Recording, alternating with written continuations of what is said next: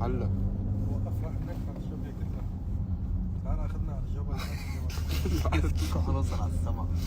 رايح شوف جمهور المريخ. تعال. بحياة الله يخرب بيتك من حالك. ماشي الحال. ايه الو الو انا هون ناطرك على ماكدونالدز. حبيز، انا هون عند ماكدونالدز. هيك بس في ثلج. يه عملنا اعلان لماكدونالدز. لا هذا غير شيء. اشتغل. اشتغل. المهم نرجع لحديثنا. التصريح لاكس.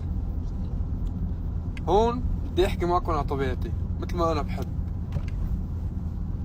ما بحب اتصنع اخي، بدي اتصنع ما بدي افتح اللايف بلا.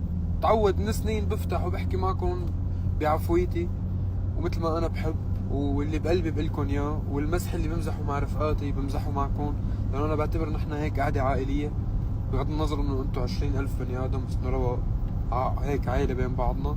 فبدي عن جد لما نقعد نحكي احكي بطبيعتي، فما كل شيء هون بينحكى. بينزل خبر عاجل الشامي يقول انه سوف يتزوج عن طول. حبيبي شبك بمزح. خبر عاجل الشامي يصرح انه سيزور مصر لكي ياكل الطعميه فقط. لا اخي هذا مش خبر عاجل، هذا بالناس طعمية وكشري مش بس طعمية. هات له الخبر بس على الاقل. طعميه كشري. فانا بحب اني اكون معكم على طبيعتي، ومثل ما انا بحب امزح. وش اورجيكم الثلجات. اورجيكم الثلجات. دائما اشوف الثلجات صرنا بالمريخ. هو حب يورجيهم الجمهور.